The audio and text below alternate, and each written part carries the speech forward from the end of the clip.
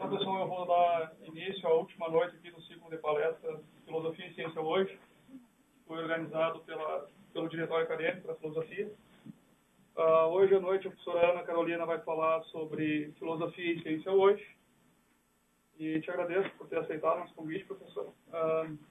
Também aos professores que palestraram nas noites anteriores, a professora Sofia, que apresentou um trabalho, deu a palestra ontem, e o professor Adriano, que palestrou na segunda-feira. Também a todos vocês que participaram do evento e das comunicações, foi muito legal ter um público participante assim, das discussões, participou do evento. E é isso, não vou me prolongar muito. Então, a professora tem a palavra. E muito obrigado. Obrigada. Bom, em primeiro lugar, eu quero agradecer ao Diretório Acadêmico pela iniciativa e pelo convite que me fez. E estou aqui com muita vontade de conversar com vocês sobre esse tema. Bem, filosofia da ciência, como disciplina filosófica, ela é recente.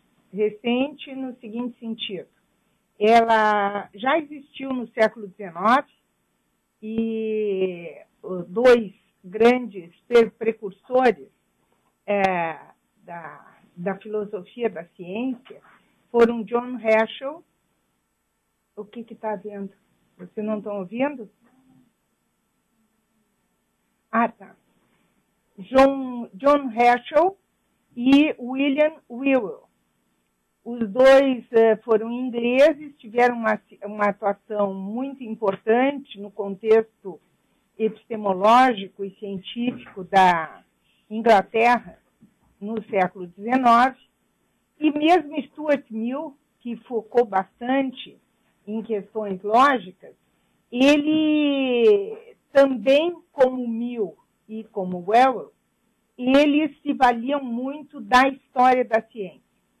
Então, é uma coisa interessante, se vendo depois o que acontece no século XX, parece que o caminho que veio desses pensadores do século XIX para o século XX sofreu uma interrupção com o positivismo lógico. E depois reatam, inclusive, as problemáticas muito similares com as novas epistemologias do Thomas Kuhn, do Paul Feyerabend e do Henri Lacks. Mas houve um período que foi um período como um corte, que foi o período da filosofia da ciência do positivismo lógico. Bem, então, como disciplina, ela é recente. Claro que houve a teoria da ciência por Kant e, de alguma maneira, nós também podemos pensar em termos de teoria da ciência cartesiana e teoria da ciência dos enciclopedistas franceses, mas seriam reflexões num nível de universalidade, de generalidade, atingindo mais os princípios gerais. Ao passo que, com William Whewell e John Herschel, que eram também cientistas, e com Stuart Mill, nós vemos a questão dos princípios serem aplicadas concretamente na ciência. Então, o que eu vou me ater aqui, hoje eu vou partir dessa questão do que eu chamo essa interrupção que houve, que é a filosofia da ciência hoje, estendendo hoje um pouco mais, vamos pegar o século XX, e o meu interesse estava em proporcionar uma visão ampla, para que vocês se situassem dentro deste quadro amplo. Depois, procurarem as suas preferências, as suas linhas de abordagem, mas oportunizar uma visão mais geral, onde se pudesse assim, ter o horizonte, para vocês se situarem nele. Tem um outro jeito de fazer isso andar mais rápido? Tem aqui nas suas flechinhas, né? Tá, já vi. Vocês desculpem, ele me emprestou o computador porque o meu não funcionou. Bom, então, vamos começar. Qual é a pauta tradicional de questões de filosofia da ciência? O que tradicionalmente se perguntava sobre filosofia da ciência? Bom, nessa pauta tradicional, a ciência é vista como um sistema inferencial de proposições em busca de leis universais, preferentemente em termos matemáticos, predizendo novos fatos e fatos deduzidos de teoria confirmada pela observação e experimento.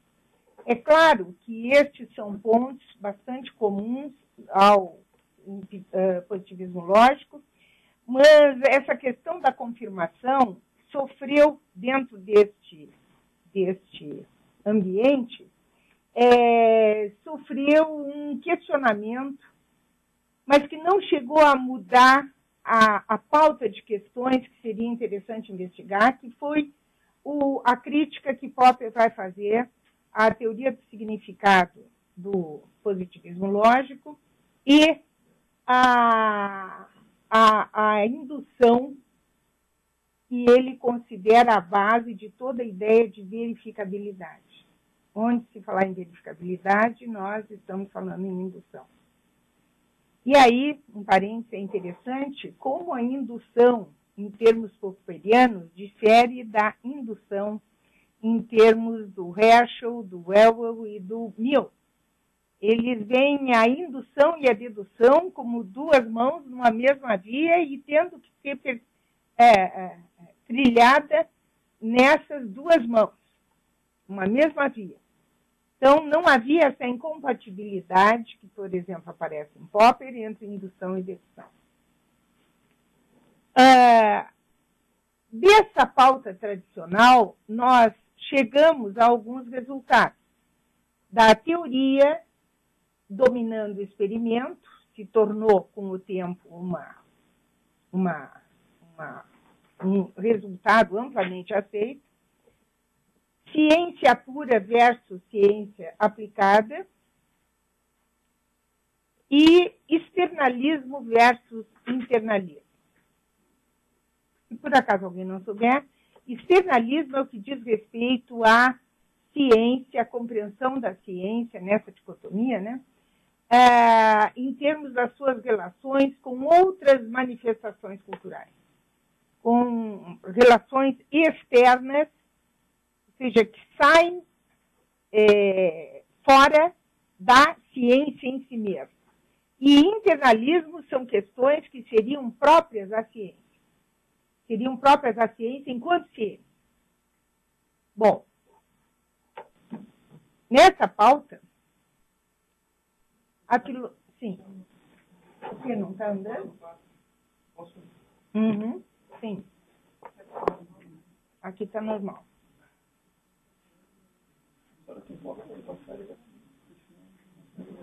Ah, tá. Passa sim, não tem problema. Tá. Bom, então, o que é a chamada received view, a visão recebida de ciência? Que foi a ideia dominante e transmitida, e aquela que foi transmitida pelo positivismo lógico. Bom, alguns pontos fundamentais dessa visão são que a ciência procede de fatos. Fatos dados pela observação são objetivos no sentido de serem interpessoais, devem ser descobertos ao invés de construídos. A invenção de novos e elaborados instrumentos é uma tarefa central, porque permite investigar com mais acuidade os fatos, e os fatos provêm um fundamento para leis científicas e teorias dos fenômenos naturais.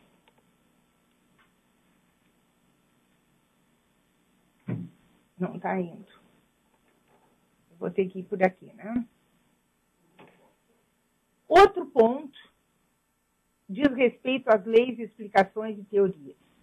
As teorias devem ser encontradas pela interpretação dos dados. Então, tem os dados, que foram o ponto de partida e que são à instância de decisão para a escolha entre diferentes interpretações. Então, uma vez que dois conjuntos de leis e teorias não terão as mesmas consequências, os testes deverão eliminar pelo menos uma das teorias. Mas isso esquece algo que Stuart Mill já tinha nos ensinado muito bem, que nós podemos encontrar as mesmas consequências em termos de fatos a partir de leis diferentes. Então, ele recomendava muito cuidado, é um procedimento apressado, abandonar uma lei porque outra que se opõe a ela foi confirmada pelos fatos. Não há, ele diz, não há esse critério, nós não podemos proceder assim, porque diferentes leis podem ter as mesmas consequências. Então, outro ponto comum no positivismo lógico era a confiabilidade repousando nas normas do método científico. Então, em primeiro lugar, há algo como o método científico, dentro dessa visão, e as normas desse método aplicam-se a toda e qualquer investigação que leve o nome de ciência. Então, por que precisavam ser observadas as regras do método? Para evitar violações, para fornecer generalizações verdadeiras, ou pelo menos aproximações verdadeiras, ou pelo menos aproximações altamente prováveis. E as dificuldades encontradas são atribuídas antes à falibilidade dos seres humanos, não a uma inadequação do método. Uma questão que logo aponta e se torna assim, muito central nesse cenário é a questão de verificabilidade e falseamento, que tem muito a ver com a oposição entre Karl Popper e o positivismo lógico. Então, aí deu várias discussões, essa temática, e foi uma das coisas que ocupou muito a filosofia da ciência dentro e a partir dessa vertente. Ideal de unidade e neutralidade da ciência. Esse foi outro ponto abraçado pelo positivismo lógico, esse ideal de unidade e de neutralidade da ciência, que não chegou a ser propriamente contrariado por Karl Popper. Então, Karl Popper e o positivismo lógico, eles têm diferenças, mas eles têm muito em comum. E uma das coisas em comum que o Feyerabend, por exemplo, ressalta, é que nos dois casos eles são indutivistas. São indutivistas por quê? Porque o árbitro final para a aceitabilidade de teorias e explicações será o fato particular, porque será a experiência. No caso do positivismo lógico, porque é dessa maneira que as teorias podem ser verificadas ou falseadas, e no caso do Popper, podem ser apenas falseadas. O que também é um ponto problemático para o próprio Popper, porque quando o Popper fala nos enunciados falseadores, ele ressalta que se precisa uma hipótese falseadora. E essa hipótese falseadora deve ser considerada como verdadeira. E essa hipótese falseadora, ela é de uma natureza universal. Mesmo que restrita, presa a várias condições, ela exibe uma universalidade. E nós não poderíamos esperar, diz ele, que se a hipótese, de uma hipótese falseadora que seja falsa, nós não podemos esperar falseamento. E para nós termos a perspectiva de reprodutibilidade, de universalidade, nós precisamos lidar com a hipótese falseadora, não simplesmente com o fato particular falseadora. É aqui. Bom. Essa visão recebida, ela enfrenta dificuldades internas e dificuldades externas. As dificuldades internas, por exemplo, nós temos no caso da indução, que é um problema que não emerge de fora, mas emerge de análises internas. Eu chamaria aí o efeito inclusivo, que vem de dentro, de dificuldades, de falhas do positivismo lógico enquanto tal. E externas no sentido de ser contrastada com novas visões de fora do próprio positivismo lógico. Bem, então, nas dificuldades, quanto tempo nós temos? Porque daí eu me demoro mais ou menos. Ou depois a gente pode se demorar mais na discussão.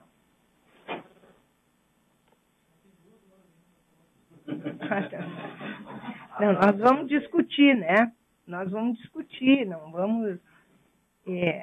Bom, então, na questão das dificuldades internas, por exemplo, são típicos dos paradoxos da confirmação, paradoxos de Karl Empel e paradoxo do Green, do Nelson Goodman. São bastante típicos de dificuldades emergentes da própria visão do positivismo lógico. Então, no caso dos paradoxos de Empel, são paradoxos que se impõem pela utilização da lógica e pelas regras de transformação que resultam no seguinte, quer dizer, de todos os corpos são negros, nós vamos acabar, por transformação, negando o consequente negação antecedente, nós temos que nem negando, né, o consequente, se não é negro e não é corvo, então é uma evidência boa para todos os corpos são negros. Então, para um cientista, para um ornitologista, estudando, pesquisando, esse objeto aqui seria uma evidência para todos os corpos são negros. E é claro que, do ponto de vista da praxis científica, isso não serve ao cientista. Então, essas consequências de natureza lógica, esses paradoxos da confirmação, que o Empel aceitou bem. Isso é só uma questão, não serve, uma questão intuitiva, facilmente resolvível. Não, enfim, por que não? Qual é o que impede disso aqui ser uma evidência para todos os corpos somente? O que impede? Do ponto de vista lógico, não há impedimento. É porque nós estamos acostumados com outras intuições que vêm junto e que não aceitamos. Mas, de fato, eu acho que uma boa crítica ao próprio Empel seria simplesmente que, dessa maneira, a ciência não avança. O conhecimento sobre corvos e sobre pássaros não vai avançar, se nós formos aceitar. Então, em termos de avanço da ciência, isso aí não serve.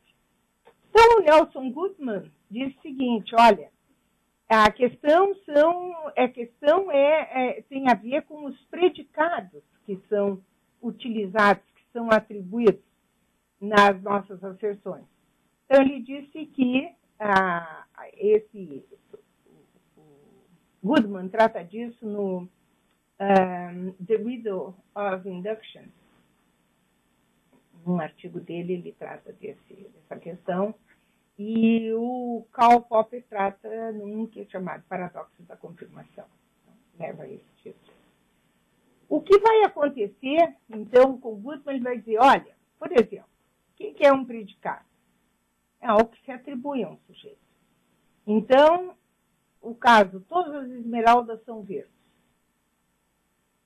Então, uma situação de suporte para isso temos que ver esse predicado verde, de que natureza é.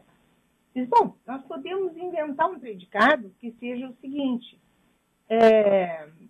eu não sei como ficou em português, blue, que seria, em inglês, verde e azul, green and blue, que misturado dá verzul, tá, misturado dá esse predicado. Então, ele vai dizer o seguinte, olha, verzul é um predicado que se aplica a todas as esmeraldas, a todos os objetos que forem observados até às 22 horas de hoje e forem verdes, e aqueles que, a partir das 22 horas, sejam verdes ou azuis. Então, isso nos leva a uma consequência estranha, que qual a nossa expectativa? Que quando nós dizemos verde, todos os esmeraldas são verdes, nós temos uma expectativa bem definida. Agora, quando nós dizemos todas as esmeraldas são verzul, não. Nós não temos o mesmo grau de expectativa de encontrar e de poder predizer nossos fatos.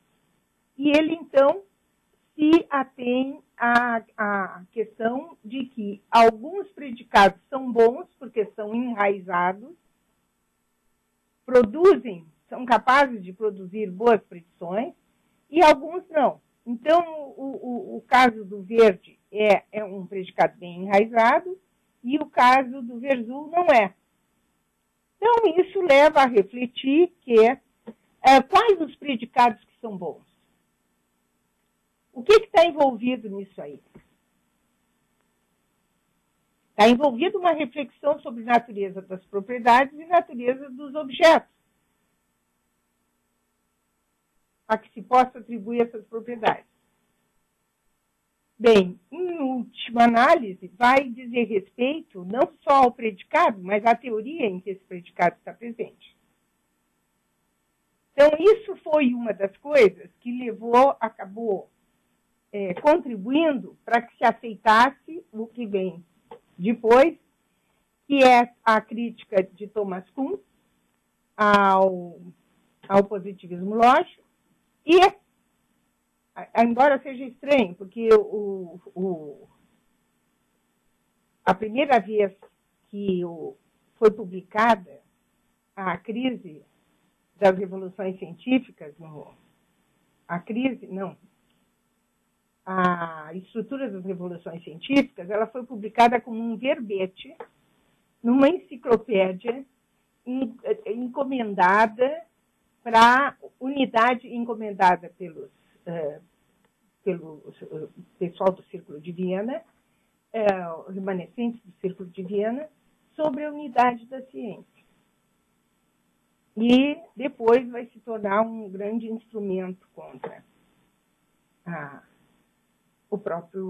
própria questão da unidade da ciência. Porque, como já ficou a mostra da crítica do Kuhn, da crítica do Goodman, os predicados vão depender de contextos teóricos. E se nós tivermos que falar de contextos teóricos, qual o sentido, por exemplo, de falar de critérios para falseamento e verificação que não estejam considerados dentro do seu contexto? Então, essa foi uma questão.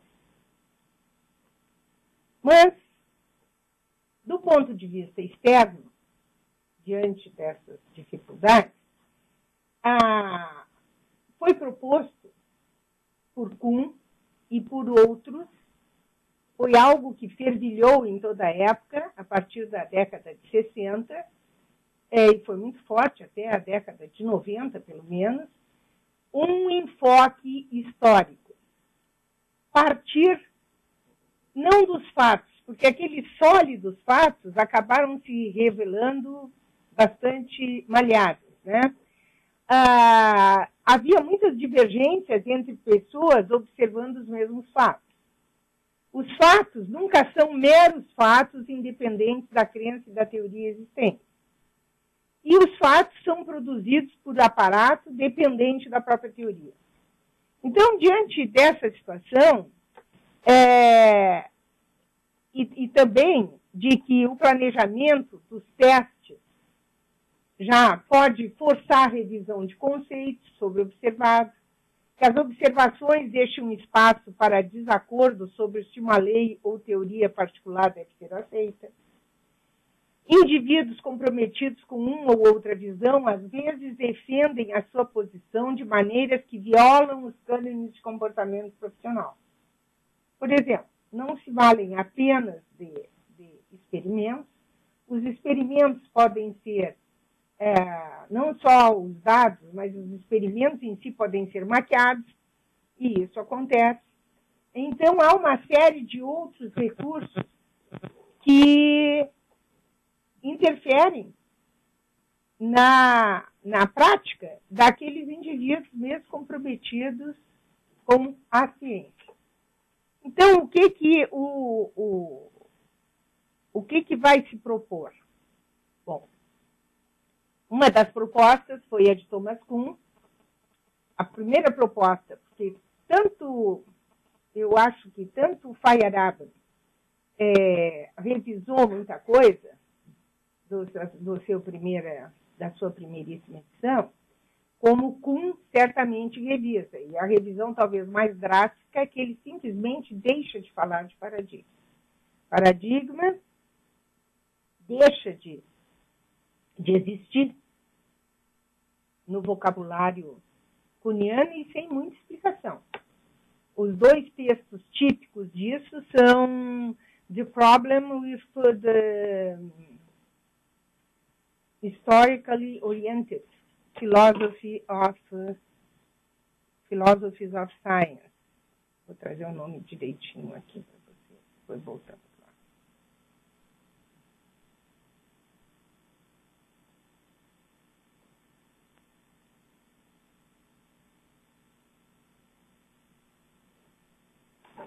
Aqui, nesse aqui nós temos os títulos. As duas obras bastante críticas e que marcam uma nova etapa no pensamento Kuhn é The Road Since Structure, O Caminho desde a Estrutura, e The Problem with the Historical Philosophy of Science. Eles foram apresentados, um em 1990 e publicado em 1991, num congresso da Philosophy of Science Association, e o outro foi apresentado em Harvard, que começou com o Kuhn, uma série de Rothschild Lectures. Kuhn foi o primeiro, foi o que abriu, apresentou em 1991 e em 1992 foi publicado por Harvard. E que há uma mudança, que nós vamos ver, mas o que ele, em geral, e eu fiz questão de trazer para os alunos, para quem está iniciando e tal, em geral, quando se fala em Kuhn, só vem a estrutura das revoluções científicas e vem o paradigma. Mas o paradigma, no próprio pai da criança, ele desaparece, não aparece mais. E também diminui bastante a força que Kuhn dá no início às filosofias da ciência historicamente inclinadas. Nesse início, o paradigma da estrutura das revoluções científicas, que foi de 62, Kuhn propõe um novo modo de encarar a história da ciência e o papel do historiador. Então, não mais como uma cronologia, como uma sucessão de fatos, mas como perguntas que são geradas quando se tem a perspectiva da ciência como algo que se desenvolve num contexto determinado. Então, por exemplo, algumas dessas perguntas. A ciência passada, como a ciência aristotélica, foi um mito? Foi um erro? E a resposta dele vai ser negativa, porque ele vai pedir que se entenda dentro daquele contexto. Como não houve contexto privilegiado. Se nós hoje em dia privilegiamos o nosso, é porque nós estamos aqui e ainda não tivemos nada diferente. Mas nada garante que nós não vamos pensar de uma maneira muito diferente daqui a algum tempo, que não precisa ser muito longo. Então, essa nova maneira de ver trouxe também uma nova maneira de análise, uma nova maneira de entender a ciência. E essa maneira de entender a ciência está ligada a essa questão do conceito que, então, foi chave para Kuhn, que era o conceito de paradigma. Então, ele pretendia, diferentemente de Feyerabend, por exemplo, que nunca quis uma teoria da ciência, nunca quis fazer uma teoria da ciência, a teoria da ciência, o Kuhn queria uma nova teoria da ciência calcada numa nova imagem da ciência. E com isso, então, nós vamos ter o conceito de paradigma, o paradigma com todas essas indicações aí. Vocês estão conseguindo ler aí de trás? Esse paradigma que vai ser uma constelação de elementos, não vai ser um agregado, simplesmente, porque não é possível dentro dessa rede, que é o paradigma, a rede de conceitos, de valores, de práticas, não é possível pinçar um, tirá-lo e não mexer com a rede toda. A rede se mexe também. Nós podemos isolar, mas a rede se mexe. Então, ele vai dizer o seguinte: quando começa a ciência numa determinada área, quando ela possui um paradigma, antes de uma ciência ter um paradigma, ela tem vários grupos discutindo entre si, até que um deles vai vencer essa batalha. O que é vencer essa batalha? Vai contar com a adesão para toda a continuidade da pesquisa. Ele vai passar a orientar essa pesquisa. E esse paradigma, que vai orientar a pesquisa, ele vai, lá pelas tantas, ele vai entrar em crise. O que é entrar em crise? Que nós estamos descobrindo fatos que o paradigma não... Estamos vendo coisas diferentes do que o paradigma previa. Não necessariamente isso leva a uma mudança, a uma crise ou uma mudança de paradigma. Muitas vezes, a maior parte das vezes, esses resultados contrários são engavetados. Se atribui a uma questão de tempo, nós ainda não temos a tecnologia para avaliá-los, etc. E, com isso, então, nós não temos o caminho aberto para a revolução, que a revolução nada mais vai ser do que uma mudança de paradigma. E os paradigmas, eles não são aperfeiçoados por outros paradigmas. Não, um paradigma substitui o outro. Os aperfeiçoamentos são internos e são no período de ciência normal. Ciência normal, aquela que é orientada por um paradigma. Então, nós vamos ter nessa visão do Kuhn, e essa revolução, quando vem, ela, em geral, muitas vezes ela é invisível. Ela é invisível por quê? Porque ela só é visível para aqueles que, na sua prática, são afetados por ela. Mesmo dentro da ciência, dos cientistas, se um grupo não é afetado naquilo em que ele trabalha por essa mudança, por essa revolução, a revolução é invisível para ele. E onde é que está o progresso para Kuhn? O progresso para Kuhn não está em nós conseguirmos teorias mais verdadeiras, por um motivo muito simples. A verdade diz respeito à nossa relação do significado que nós temos com os fatos. E o paradigma determina a sua maneira de ver os fatos.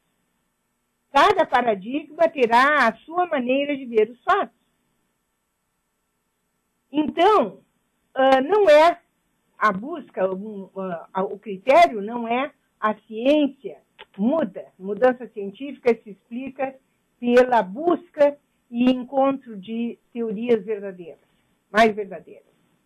Mas, apesar disso, nós vemos na história que a As teorias mais novas, talvez porque na visão do Kuhn, contrariamente à do Popper, por exemplo, a teoria se torna cada vez mais especializada. O Popper vai dizer que é cada vez uma teoria mais abrangente, como aquelas bonecas russas que botam uma na outra, aquela grandona de fora é o mais recente, e dentro vão indo as outras. Né? Porque para Popper eu corrijo cada teoria vencedora na competição entre teorias, ela vai explicar tudo que a outra explicava, corrigir o que estava errado e aumentar o conteúdo. Então, a tendência vai ser sempre crescente. Para o Kuhn, a tendência vai ser nós termos cada vez conhecimentos mais especializados. Então, o que vai acontecer? Não por força da verdade, mas por força dessa especialização, eles se tornam cada vez mais eficientes para dar conta dos seus próprios problemas. Então, uma teoria A, ela dá conta dos problemas A. A teoria B dá conta dos problemas B. Mas o que se vê é que a B, que sucede a A, ela é mais eficiente em dar conta desses seus problemas do que a A o foi para dar conta dos problemas da A. Bem, então, isso não impede o progresso, mas a proposta que ele faz do Kuhn é a proposta do paradigma como uma unidade bem definida, que rege o comportamento de uma comunidade e que rege a pesquisa. Rege a pesquisa e rege a pesquisa na prática. Não é apenas reger a pesquisa numa grande unidade. Por exemplo, que a gente ouve muito por aí, paradigma holista, mas não no sentido cunhano. Porque simplesmente esse é um paradigma holista, holismo é muito amplo, é um termo muito amplo para reger uma pesquisa científica experimental. Não se rege uma pesquisa com isso. Bom, outro nome que fez a crítica, e sobretudo a Popper, e ao racionalismo em termos popperianos, foi Paul Feyerabend. Então, o que ele partiu? O objetivo dele não era criar uma nova metodologia, mas mostrar que todas as metodologias têm limitações. Então, a postura, o anarquismo epistemológico, ele resulta em um pluralismo metodológico. Como a palavra anarquismo diz, anarquia é contra um princípio geral, não é contra todo e qualquer princípio de organização. Então, isso ele aplica tanto no caso das teorias científicas como no caso da sociedade. E, aliás, uma entrevista que eu fiz com ele, quando fui aluna dele, eu perguntei quais eram as relações com a teoria crítica, com Habermas, etc. E ele me disse assim, assim como não é o caso de uma teoria da ciência, também não é o caso de uma teoria do Estado ou da sociedade. Daí foram as palavras que ele usou, foram assim, intelectuais, shut up, cale minha boca. O povo sabe se organizar. E ele era a favor, então, de pequenas comunidades, etc., mas daí organizadas. Quer dizer, que não precisava de vir alguém de fora, porque refletiu sobre o Estado, sobre a política, de dizer para o cidadão comum como é que o cidadão tem que esperar por isso. Não, ele vai ter uma participação importante na medida em que ele é um cidadão, com os outros cidadãos. Ele usa exemplos da história, por exemplo, ele critica, a crítica que ele faz ao racionalismo, para fazer isso, ele parte do método. Quais são as regras básicas do método? São aqui regras, e daí ele propõe contra-regras. Desde um ponto de vista conceitual, ele trabalha em duas frentes. Uma frente conceitual, ele mostra que as regras, se forem levadas às últimas consequências, elas são autodestrutivas da ciência. E do ponto de vista da contra-regra, ele quer mostrar a razoabilidade dessas contra-regras. E um exemplo que daí ele examina muito detidamente é o exame de Galileu Galilei. Bem, outra tendência nessa direção, em Against Methods, na segunda e terceira edição em inglês, que por sinal Feyerabend nunca teve uma reedição de um livro que fosse, agora que morreu, mas nunca ele teve reedição de livro que ele não mudasse muita coisa. Ele estava constantemente, cada nova reedição ele reescrevia. Ele reescrevia, então ele fazia alterações de capítulos, ele tirava, botava, alguns capítulos saíam, outros novos entravam. E, por fim, até dentro dessa perspectiva, nas duas últimas edições, e sobretudo na terceira, ele faz mudanças importantes. E uma diz respeito à racionalidade, ao racionalismo. Ele admite padrões, a possibilidade de padrões de racionalidade. E daí ele explora essa questão, bem como ele explora a questão da racionalidade enquanto praxis. Essa racionalidade, ele vai ver de dois tipos, uma racionalidade aberta e uma racionalidade fechada. Então, ele faz essas análises e ele admite que possa haver padrões de racionalidade. No entanto, ele nega que possa haver um princípio universal que não seja contextualizado. E também ele faz um reparo importante, que deu vários problemas para ele na primeira edição. Não deu, de fato não deu, porque eu não estava ligando. Mas ele vai dizer o seguinte, quando em março de 70, quer dizer, eu pensava assim, que não era hora de dar um predomínio à razão. Não era hora, no momento, para dar um predomínio às características, aos critérios racionais. Mas aí ele diz, isso foi em março de 70, os tempos mudaram.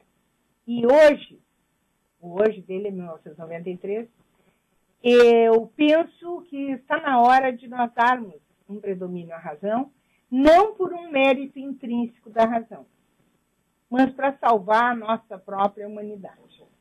Então, ele botou ali, ele diz, nessa época de menis acadêmicos e de politicamente correto, e de outro lado, a consciência ecológica, por exemplo, está bem mais desenvolvida, etc.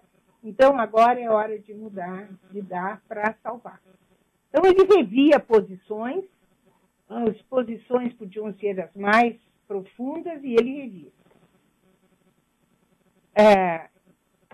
Tu sabe que eu, sem óculos, eu não enxergo o relógio. Como é que nós estamos?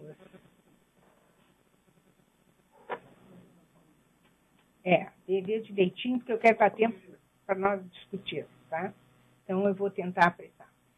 Outro nome importante dessa época, e que morreu muito cedo, uma lástima, porque seria de se esperar mais, foi um que era grande amigo de Feyerabend, Henri Lakatos. Os dois lecionavam na School of Economics, na Inglaterra, em Londres, e os dois brigavam de uma sala para outra, porque eles se enxergavam pelos vidros. Então, eles, um da sala, o outro, e eles discutiam, diz que era uma discussão bem feia. Mas, por outro lado, eles eram os dois também muito irônicos e até combinaram. O Lakatos e o Feyerabend combinaram.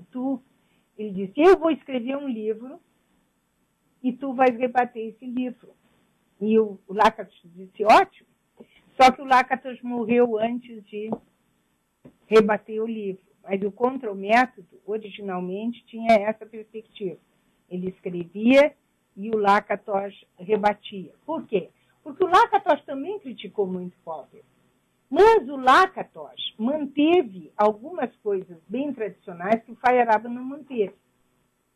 Por exemplo, o Lakatos, para ele, razões eram só razões empíricas ou teóricas. Consenso de comunidade, da comunidade científica, etc., para ele não era uma razão, não era uma boa razão. As únicas razões válidas seriam as empíricas e as lógicas. Mas aí ele flexiona bastante o falseamento. E ele vai dizer, o Popper estava certo que não há confirmação, definitiva. Mas ele estava errado porque não há falseamento definitivo. E daí, então, ele dedica e faz um estudo muito interessante, muito crítico da questão do falseamento. Então, ele mostra como, numa explicação científica, nós não temos só a teoria a ser testada. Nós temos aquelas teorias de apoio que dão conta do plano de fundo. Por exemplo, todas elas, em relação à experiência, vão ter alguma teoria embutida de percepção. Então, ele vai dizer o seguinte, o problema pode não estar com a teoria que está sendo testada, mas com aquela teoria auxiliar do plano de fundo que não é questionada, que nós tacitamente aceitamos. E a ciência tem que fazer assim, ela tem que aceitar algumas coisas. Mas como é uma aceitação tácita, e para Lakatos tudo pode ser criticado, mesmo os enunciados observacionais, então o que vai acontecer? Nós poderíamos criticar trazer à luz qual é a teoria de fundo que está lá e examinar de que maneira ela se relaciona com a teoria que está sendo testada. E o que nós podemos fazer? Bom, como eu disse a vocês, o texto dele, eu acho que o mais importante é a metodologia dos programas de pesquisa. Claro, tem todo um lado político do Lakatos, na Tchecoslováquia, e na reação dele contra o... primeiro ele foi comunista, mas depois contra o comunismo, que gerou uma série de outras, uma série de textos também.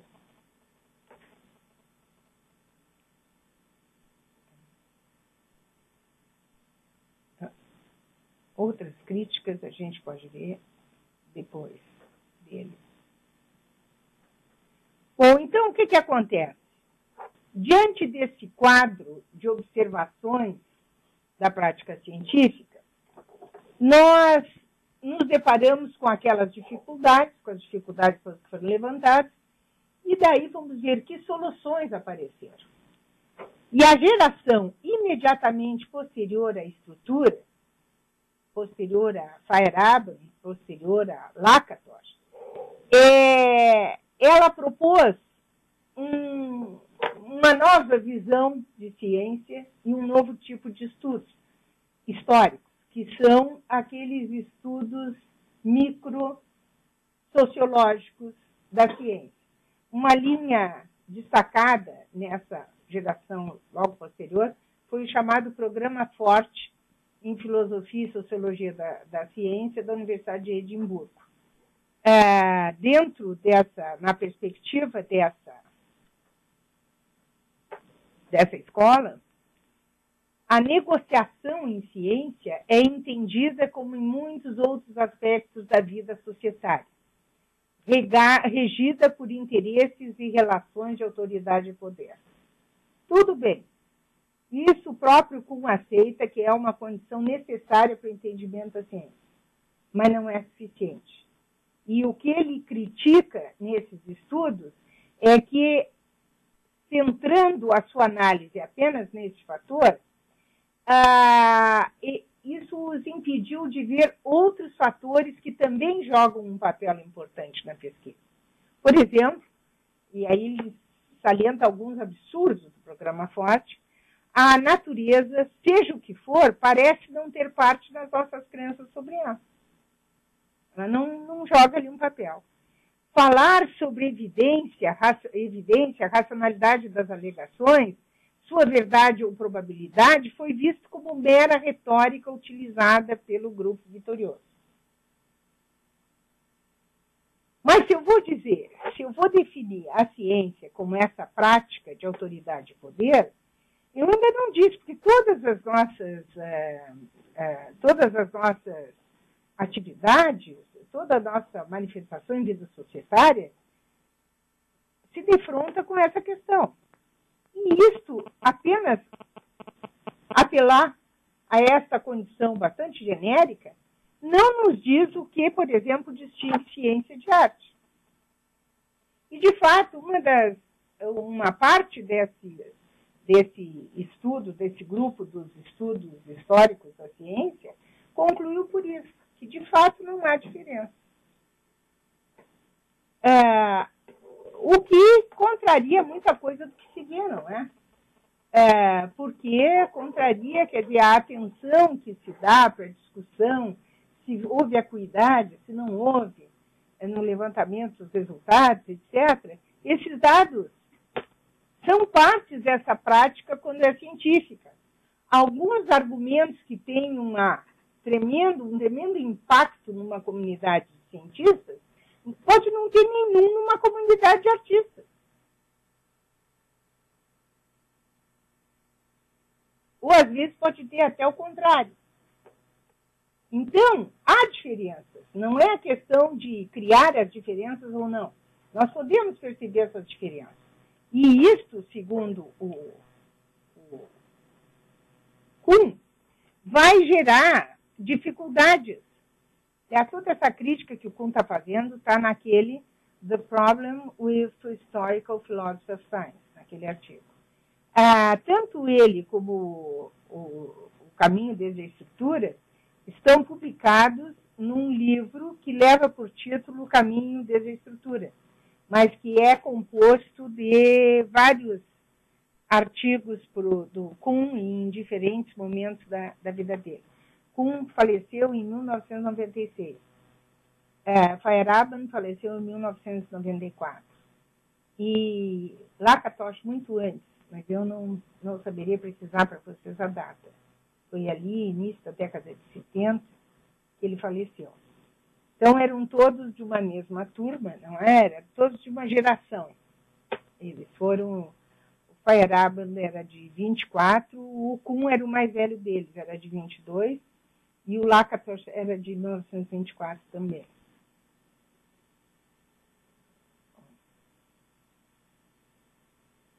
Bom, estamos chegando no fim. Mas o Kuhn diz o seguinte, mas há um real desafio filosófico no programa Forte. Qual é? Não se pode escapar de suas observações iniciais. É sobre a questão dos fatos, a influência da crença sobre os fatos, as relações de poder e assim por diante. Mas não se pode aceitar suas conclusões. Mas não há fundamento suficiente para suas conclusões. Então, diante disso, como é que fica a posição do Kuhn? A posição do Kuhn apela a Marcelo Pera e diz que ele concorda com a posição do Pera. E qual é a posição do Pera? É que o problema com os estudos microsociológicos é que eles assumiram que a ciência produziria conhecimento nos moldes propostos pela visão tradicional. Nós vamos ver assim. Ele disse, é isso que está errado. Porque, para ele, a visão tradicional está errada. Não apenas quanto aos métodos, mas quanto à própria natureza do conhecimento produzido. Pera é bastante atual. Todos agora que eu vou fazer para falar e com isso encerrar, são bastante atuais. Não é? O Marcelo Pera, e separadamente, por motivos diferentes e com encaminhamentos diferentes, Marcelo Dascal e vários outros, se ocupam da questão da argumentação na ciência.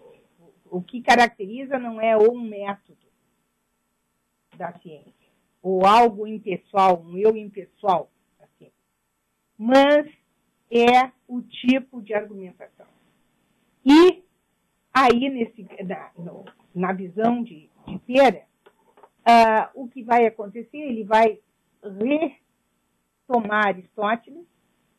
Eu acho que ele força um pouco a barra na retomada do Aristóteles, mas, enfim, ele retoma o Aristóteles e vai examinar a ciência como um jogo que, com a Revolução Galilaica Newtoniana, se tornou um jogo entre dois parceiros. O eu que observa, este eu que vai ser uma corporificação do método, aquela figura, digamos assim, aquela figura geral, intocável do método, como se fosse o olho de Deus, que vê tudo, e a natureza. Ao passo que, para Marcial Lupero, o que vai acontecer são grupos conflitantes de investigação e a natureza. E a discussão entre eles passa, então, pela natureza. Ah, mas não é argumentação? Sim, mas a própria experiência, o próprio experimento é utilizado e é visto como um tipo de argumentação. Marcelo Dascal é o que mais desenvolve, em termos tanto tipológicos como em termos de problemas, a questão da teoria das controvérsias, a teoria dos debates, ele chama, que é a discussão, controvérsia e disputa.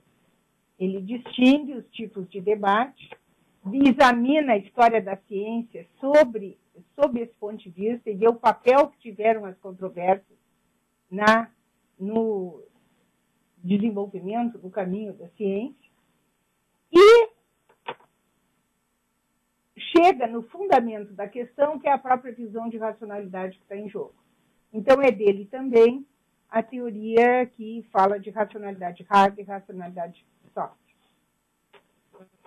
Nós temos, então, este é um dos filões, contemporaneamente, da filosofia da ciência, a teoria dos modelos, com a Elizabeth Lloyd e mesmo Van Frassen, ela foi aluna dele, e o Kitcher também, o Philip Kitcher também aplica a teoria dos modelos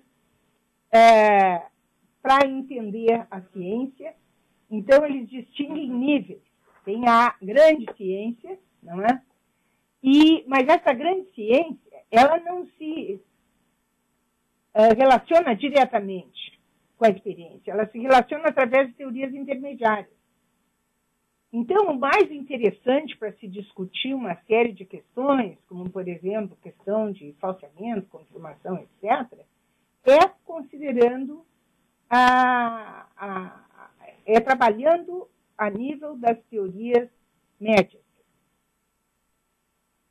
Questões e abordagens específicas, por exemplo, a filosofia da biologia, que tem muita coisa e está proliferando muito, problemas de filosofia da biologia, ou então problemas da causalidade, são questões e abordagens que eu chamo de específica, porque não são mais gerais, assim, ciência, mas questões pontuais. Por exemplo, a questão da causalidade. E se vocês pegarem as revistas da Philosophy Science Association, é impressionante o número de questões relacionadas a problemas com a causalidade que eles tratam lá. De outro lado, questões que dizem respeito à ciência e cultura.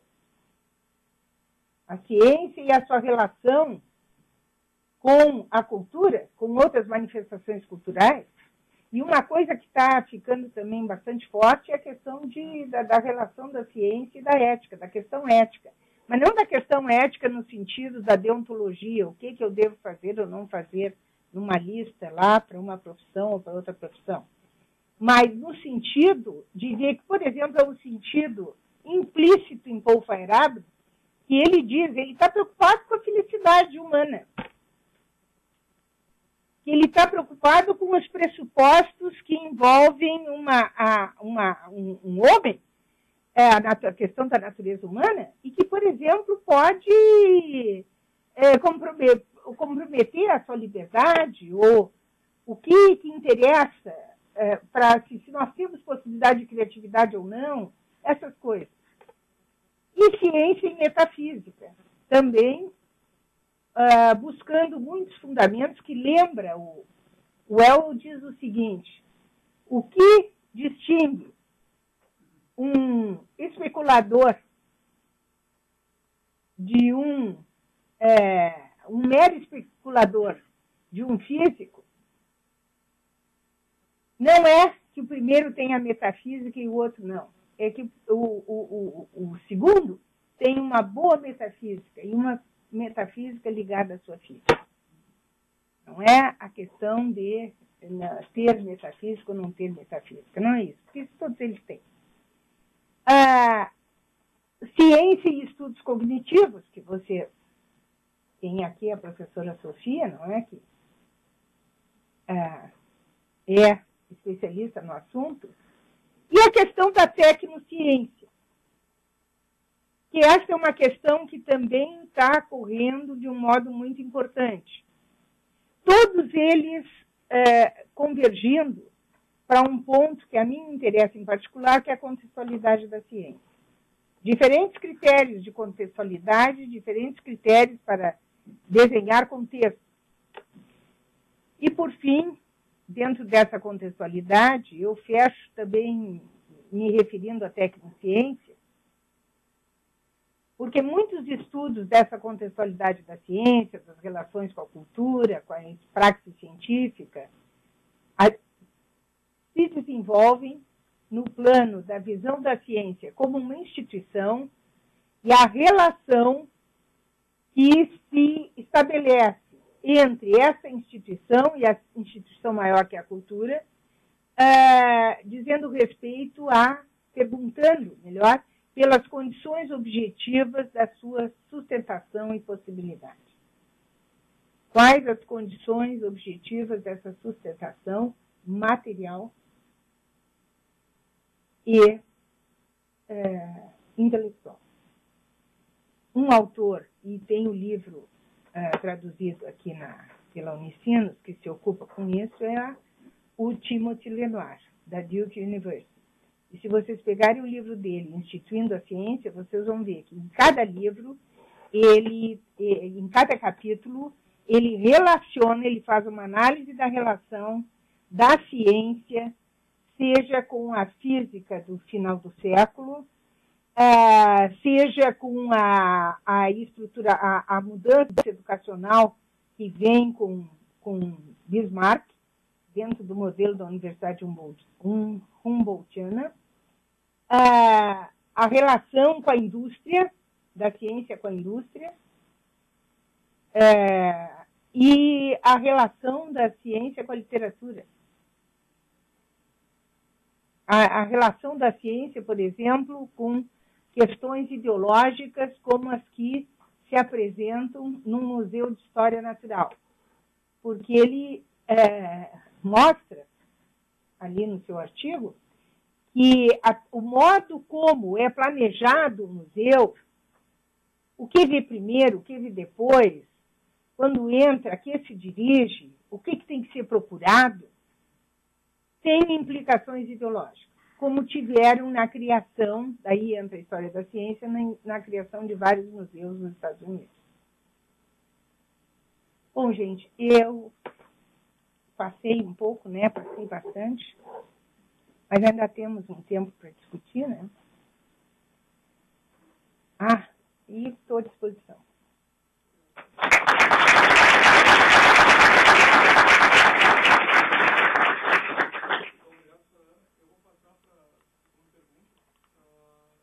Que eu tenho para dar para vocês, de todos vocês mesmo tem um microfone igual esse aqui. Então, quem quiser perguntar, liga o microfone, aperta ali, vai acender uma luzinha vermelha e vai estar gravando. Terminou de perguntar, que é para não dar problema, se o microfone não ficar aberto e vai interferir na gravação. Então, quem quiser, por favor.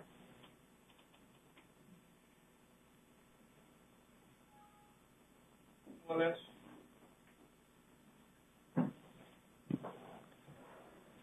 Ana Carolina. Sim. Inicialmente, parabenizá-la pela excelente palestra, vamos dizer assim. Eu não sou, assim, não é a menina dos meus olhos a filosofia da ciência. Mas sempre que posso, eu tento acompanhar para ver se eu entendo um pouco mais. Nesse seminário Filosofia e Ciência hoje, que hoje é a terceira noite, uma das questões que foi levantada na segunda e que voltou na terça, e que eu gostaria de levantar também hoje, é essa questão, assim, a gente percebe um extraordinário avanço das mais diversas áreas da ciência nas últimas décadas. E dá a sensação, assim, de que está encolhendo o espaço da filosofia, nessa relação com as outras áreas da ciência. E aí minha questão era assim, tem ainda a filosofia algum objeto que possa chamar de seu, vamos dizer assim? Ou a filosofia está se encaminhando, ou já está cumprindo o papel de um papel, diria, secundário, mas de auxiliar das outras ciências, nas pesquisas, nas buscas do conhecimento? Assim, como é que fica? A filosofia está realmente encolhendo nesse sentido? Ou ela sempre foi assim? Né? É uma preocupação minha, né? Porque a gente percebe que todas as áreas da ciência avançam extraordinariamente. E a gente que estuda, que lê um pouco de filosofia, fica meio que procurando o nosso espaço. Assim, afinal, ainda sobra um espaço para nós filósofos, nós estamos fadados a auxiliar as outras ciências na busca do conhecimento. Olha, desde a história inicial da filosofia, bem lá nos gregos, nenhum grande filósofo foi apenas filósofo. Ele foi filósofo em alguma coisa, passando pelos medievalistas, passando pelos modernos e tudo mais. O fato de que a questão, o que é filosófico? O filosófico aí serão as questões.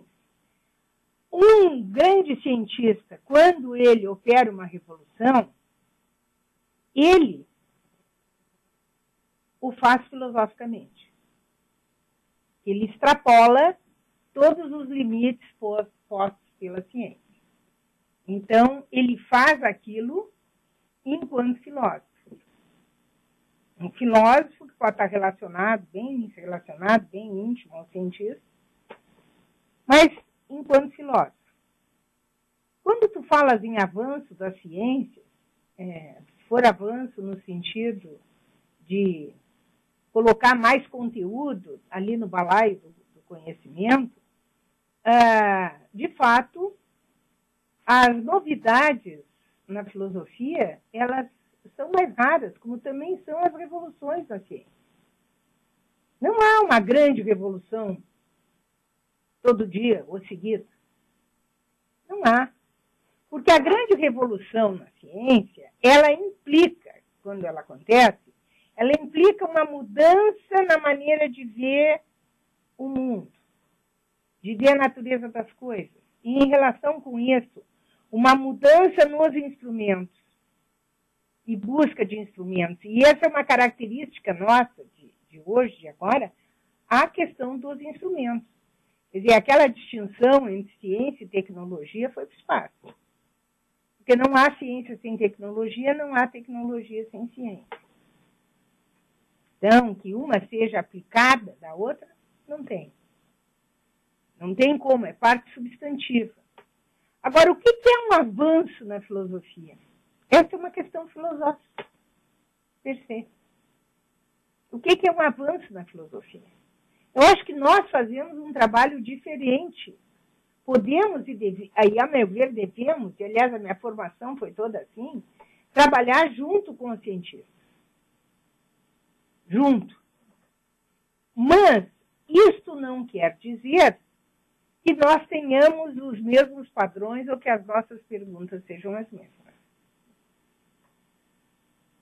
Não quer dizer que nós tenhamos os mesmos padrões de indagação.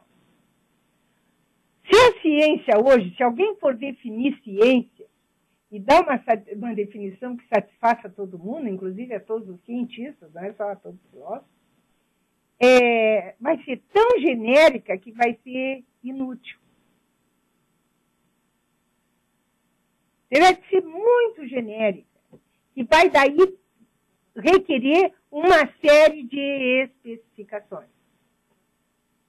Então, se a filosofia está em crise, porque a gente não sabe responder o que é filosofia, nós aí temos uma precedência sobre a ciência, porque a gente nunca soube, né? Sempre temos uma filosofia dentro de um contexto, dentro de uma escola, de um pensamento filosófico, assim por diante. Bom, a ciência está se encontrando diante disso, mas o interessante é que pela própria atividade que a ciência exerce, isso não a bloqueia de trabalhar. Isso não a bloqueia. O fato de não haver uma unanimidade sobre o que é ciência não bloqueia a pesquisa. E daí talvez seja interessante para a filosofia se perguntar por quê. Mas não bloqueia.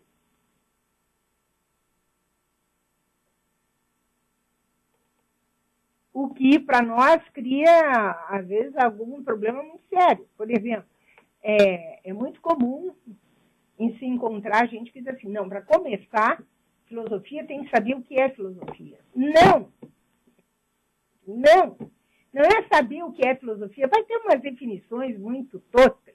Isso só vai ganhando corpo, só vai se detalhando mais ao longo do trabalho. Então, o que é filosofia? Começa assim, não, mas eu tenho que saber o que é filosofia. Certo? Nós sabemos várias coisas que é filosofia, que os filósofos fazem, e que foram perguntas que foram, digamos assim, se sedimentando, e se sedimentando como questões, que nós podemos trazer como questões. A meu ver, há espaço, perfeitamente. Quando não há espaço, depende do modo como ciência é entendida e depende do modo como filosofia é entendida. Daí, pode não haver espaço, né? Como o próprio Stephen Hawking, né? Vai ver, mas ali tem toda uma maneira de entender ciência, e uma maneira que não é nem a maneira de todos os cientistas, porque ele trata de uma ciência que é uma ciência, digamos assim, cósmica. Ele trata do cosmos. Quando tem vários cientistas que estão tratando de outras questões muito menores. E são cientistas também. Então, eu não vejo isso. Acho que a gente perde tempo pensando que estamos perdendo tempo. Eu acho que isso é perder tempo nesse tipo de discussão. Isso aí sim.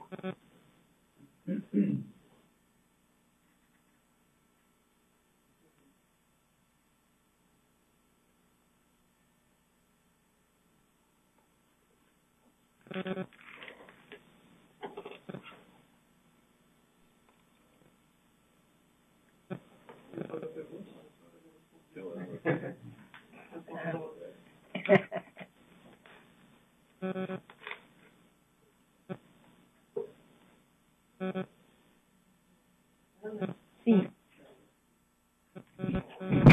Um prazer te escutar enquanto espectadora, porque não, tu sabes que tu foste minha primeira professora de filosofia da ciência, né? E eu te entreguei na época um trabalho sobre Feyerabend e pedi para tu guardar. Bom, ontem eu falei um pouco sobre ciências cognitivas e uma questão que atualmente eu tenho pensado e que eu vejo alguns filósofos iniciando, mas não muito, é se não seria um tipo de revolução não poderia começar um tipo de evolução na filosofia da ciência de um ponto de vista menos racionalista, no sentido de que nas ciências cognitivas hoje não se pensa apenas o cientista, aquele que conhece, o cognoscente, como um ser racional, mas como um ser sofredor, que se emociona, enfim. Uhum.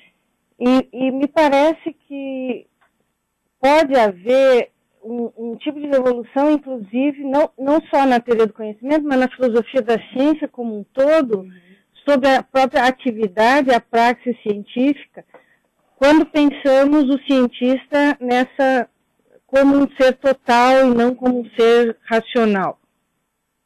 Né? E simultaneamente que eu vejo, para mim eu acho que esse é o caminho que eu vejo para uma nova filosofia da ciência. Eu não vejo ainda estar acontecendo com muita força, mas eu acho que é algo que ainda vai acontecer com mais força. E simultaneamente se vê nas sociedades de filosofia da ciência que tu mencionaste nos Estados Unidos, de algumas que estão surgindo na Europa, ainda um trabalho bastante tradicional, como tu mencionaste, sobre o que é causalidade, não é? E o que é metodologia científica, né?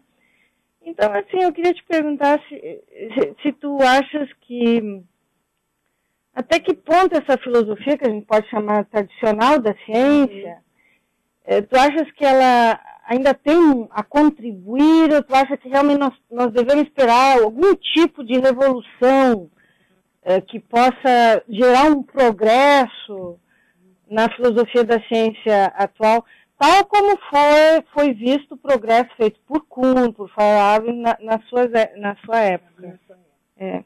Olha, eu acho o seguinte, eu acho que a filosofia da ciência, no momento, ela tem espaço para muita coisa e eu acho bom que seja assim.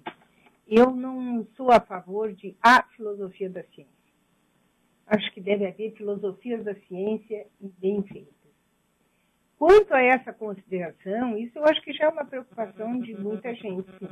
A preocupação dessa racionalidade, por exemplo, o conceito de racionalidade soft da Cal abrange isso tudo.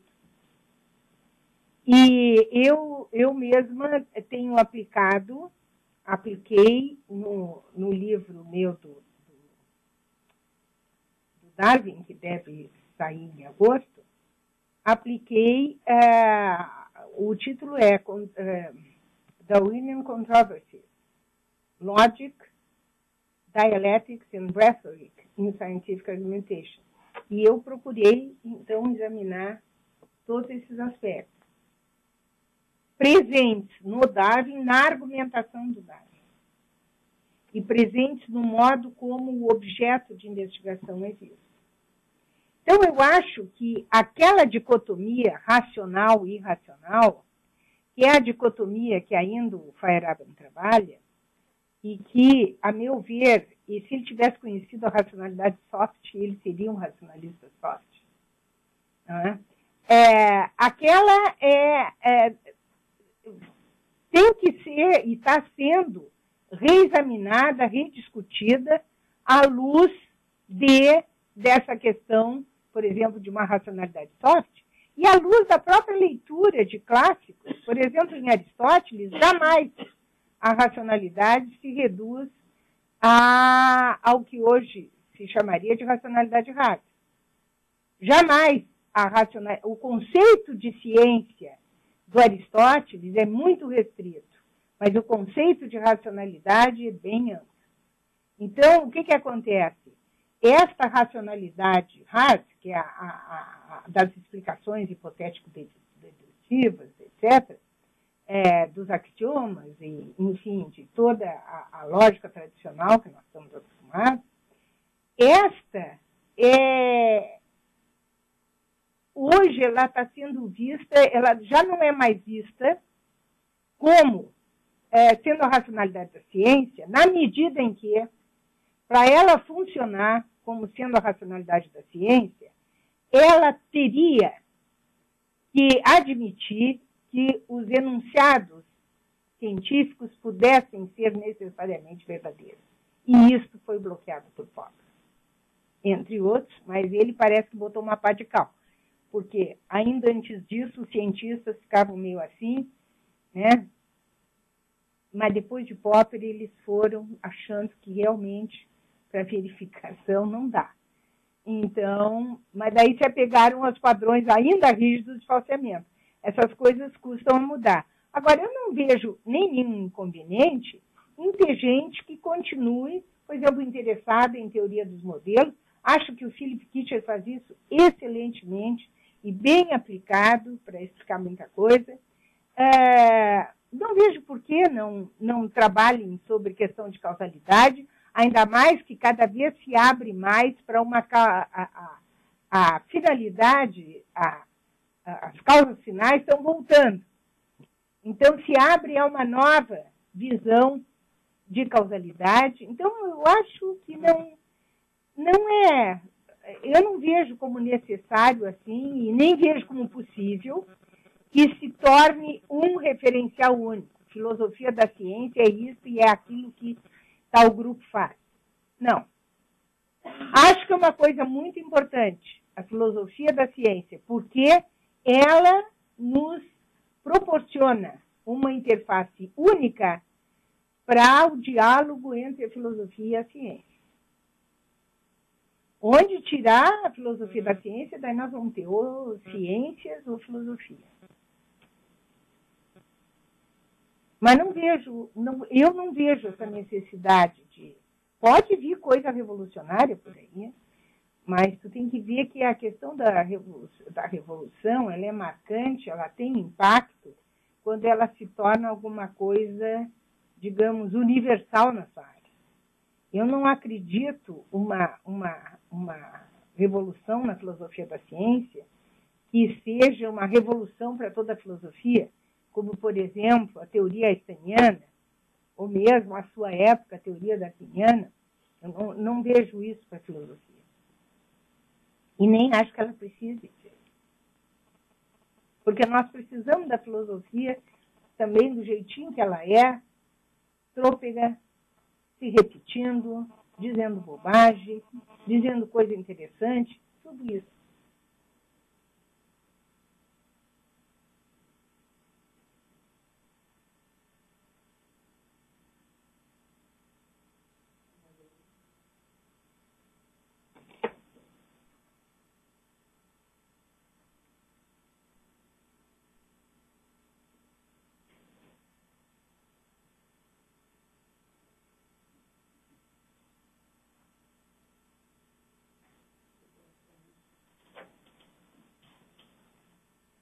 Yes.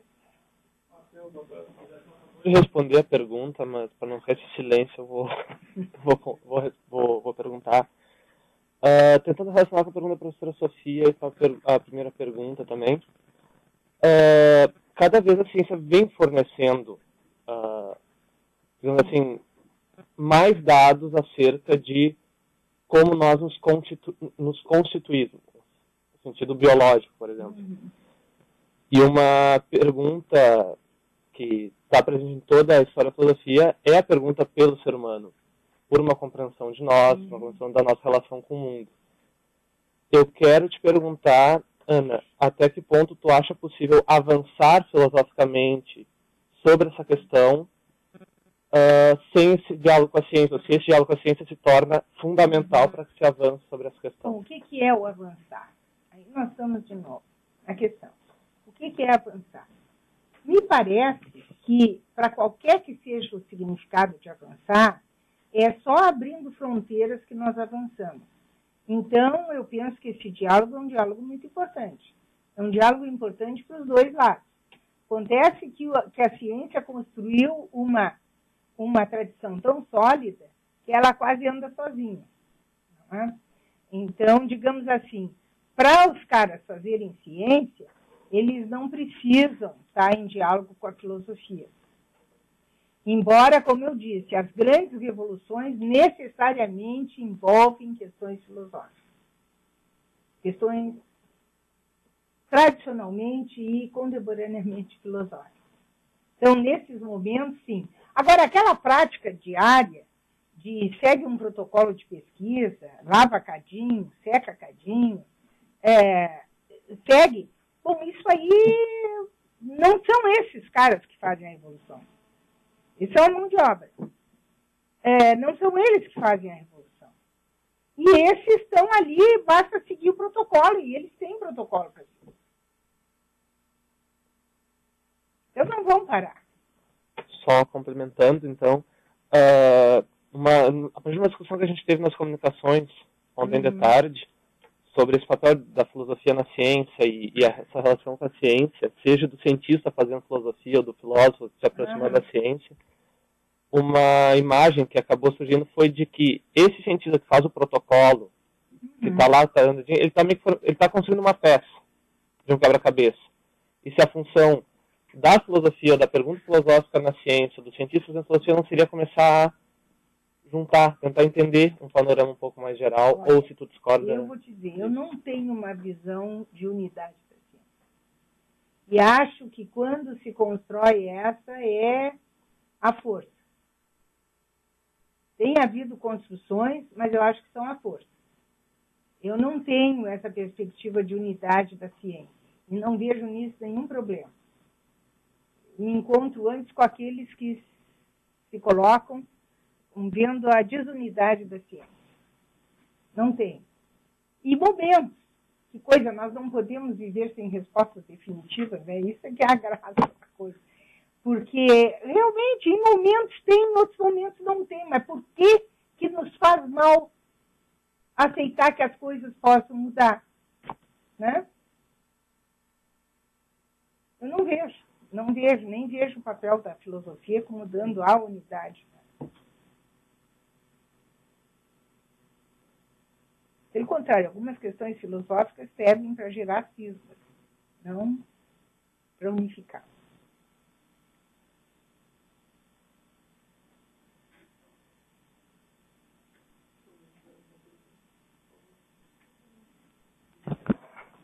Professora, a senhora trouxe as novas searas da filosofia da ciência mais contemporâneas, a importância do papel do contexto. E a senhora trouxe também uma frase do Feyerabend, na entrevista, que foi a Calem-se intelectuais. E eu já tive a oportunidade de estudar junto à senhora o início do Contra-o-Método, no qual o Feyerabend diz que todos os envolvidos devem participar. Então, aquela vamos dizer assim, população que vai ser atingida, ela também tem o direito de participar. Aquela que vai sofrer as consequências. Sofrer as consequências. Obrigada. Então, eu pergunto de que maneira, e assim, antes fazendo uma ressalva, me parece que o homem comum nutre grande admiração pela ciência. Não sei se isso é refletido ou não, mas que as pessoas verbalizam, isso é bem claro. Então, eu pergunto em que moldes, de que forma, então, as pessoas que sofrerão as consequências dessas práticas científicas podem participar, eu quero dizer, de um modo ativo, engajado. Não simples aquela coisa assim, vou doar meu cadáver para estudo. Entende? Não é disso que eu estou falando. Bom, em primeiro lugar, elas vão ter que ter condições de diálogo, né? Vai ter que haver um esforço de ambas as partes. Porque essa pessoa comum, ela vai ter que ter uma condição para aquilo ter um diálogo. Digamos assim, é um direito dela. Mas também deve ser um direito dela que se propicie as condições para isso. Eu, pessoalmente, acredito que todo conhecimento, por mais complicado que seja, pode ter uma tradução simples. Se não for abrangido, se o leitor, enfim, o ouvinte, não puder acompanhar tudo, mas vai poder acompanhar uma parte. Não acredito que tudo consiga pegar, mas acho que ela pode ser mastigada, e aí eu acho que o Otto Neura tinha razão no Círculo de Viana. E se poderia, e era isso que ele batalhava, porque por esse tipo de política.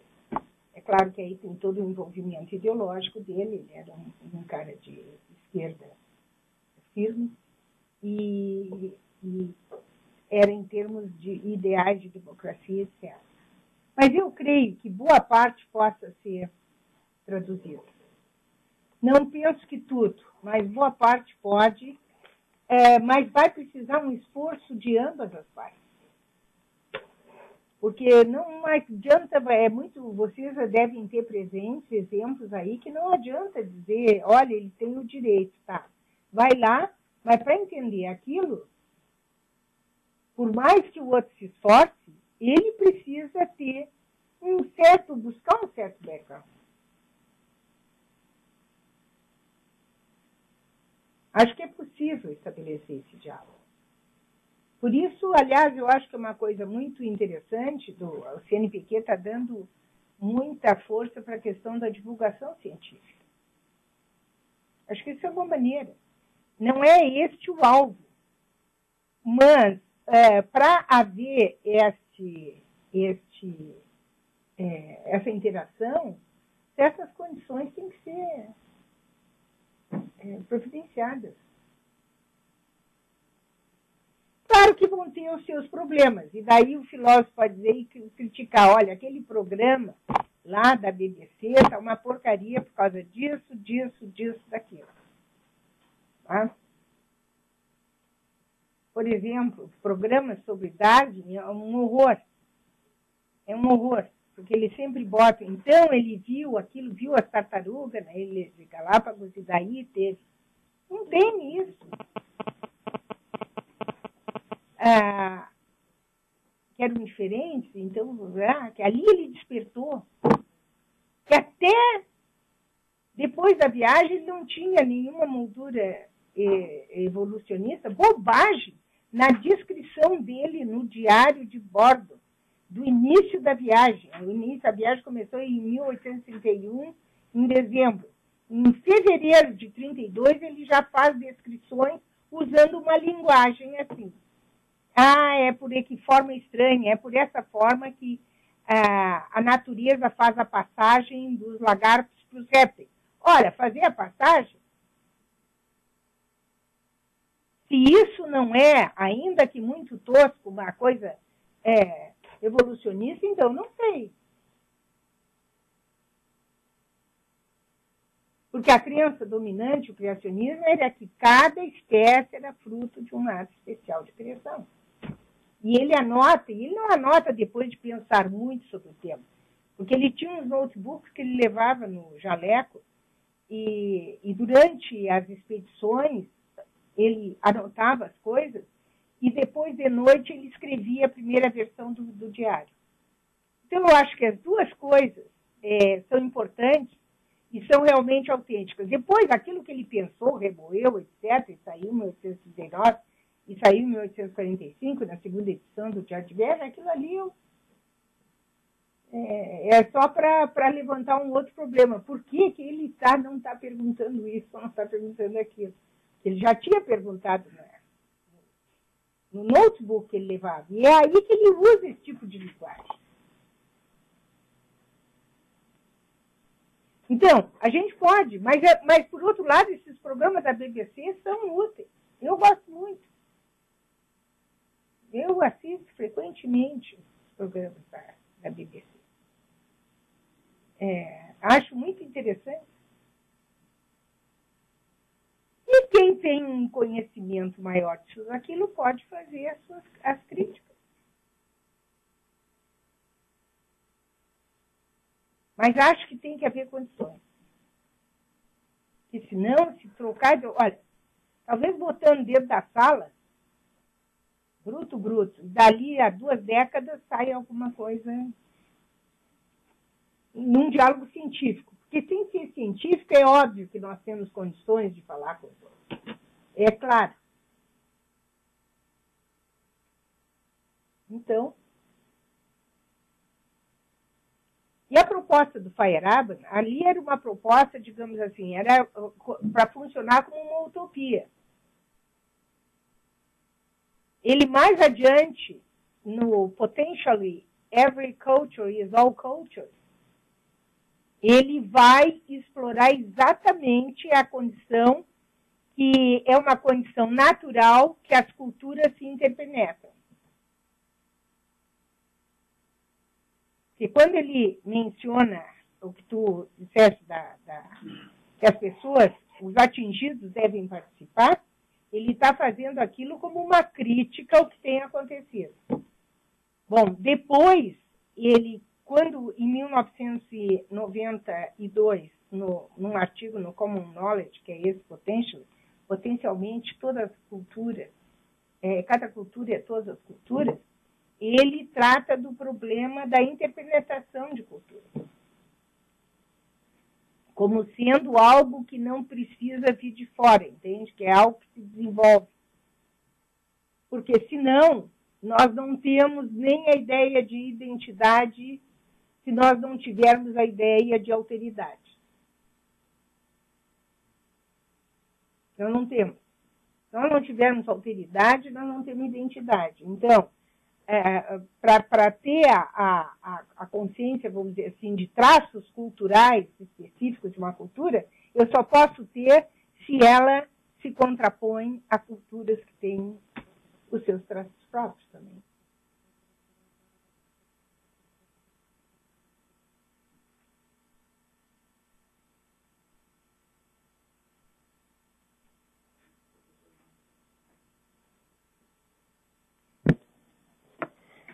Então, professora Ana Carolina, gostei muito da palestra.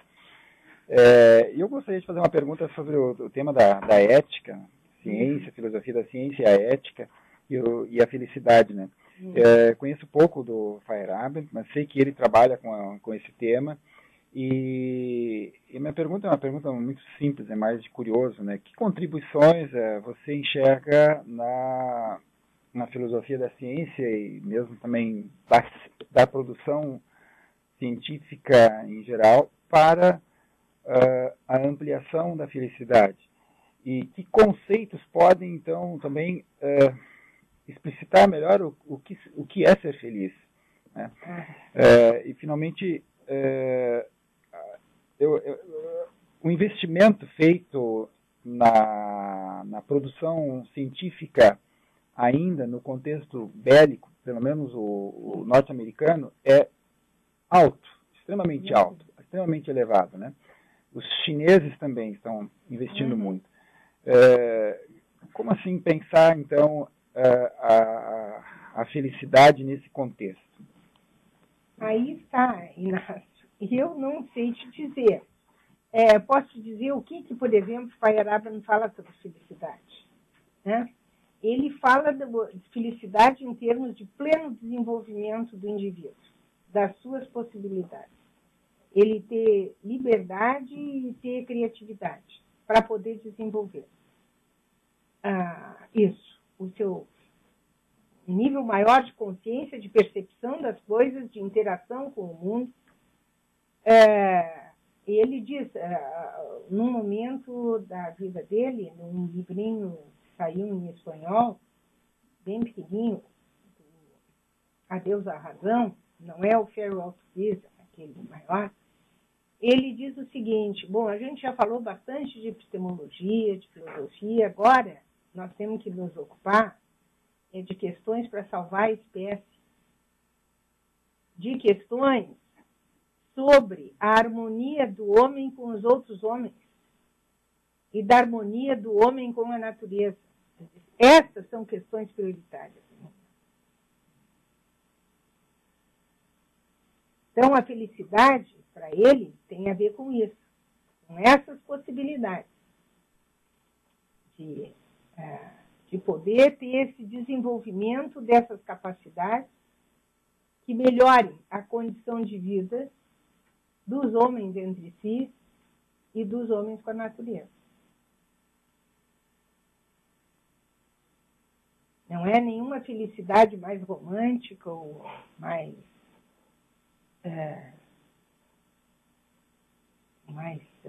digamos, psicológica. Não deixa de ser psicológica, né? Porque ele sempre está constantemente falando sobre a consciência que se tem das coisas. Agora, nesse mundo, como tu diz, com isso, com aquilo, com aquilo outro, quer dizer, tu tem duas opções.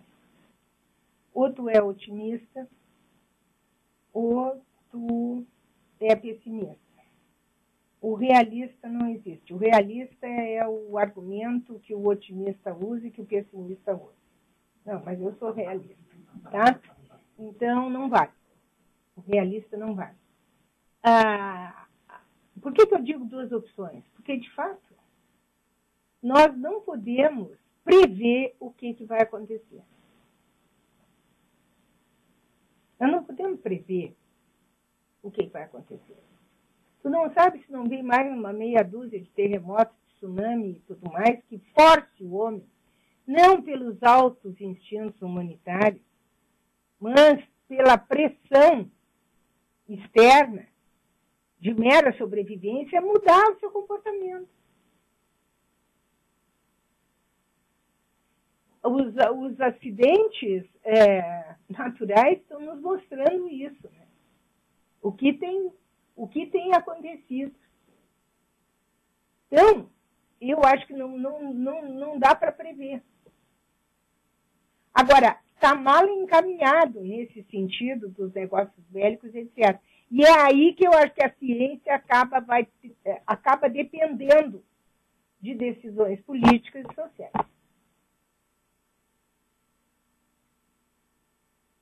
Agora, por sua vez, aqueles que tomam as decisões procuram se basear, procuram arrolar todas as informações possíveis, ou deveriam, ou talvez não façam isso, ou daí é difícil qualquer coisa. Mas, de qualquer maneira, eu acho que hoje nós temos uma ciência mais consciente. Acho que temos uma ciência mais consciente. Apesar dos apesares.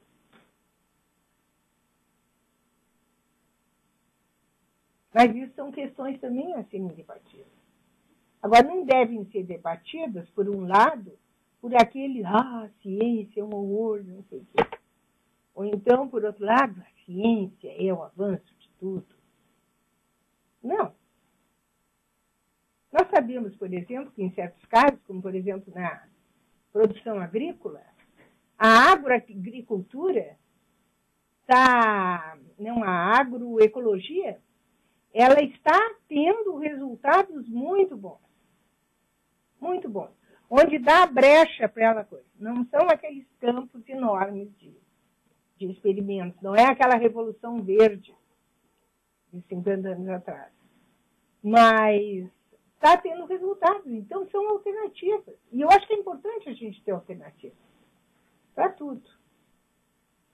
E está aberto a alternativas.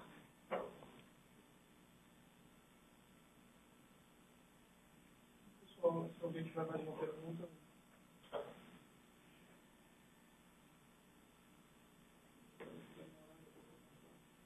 Não, eu digo por mim, não tem problema. Eu digo pelo aluguel aqui da sala, não sei como é que funciona isso aí.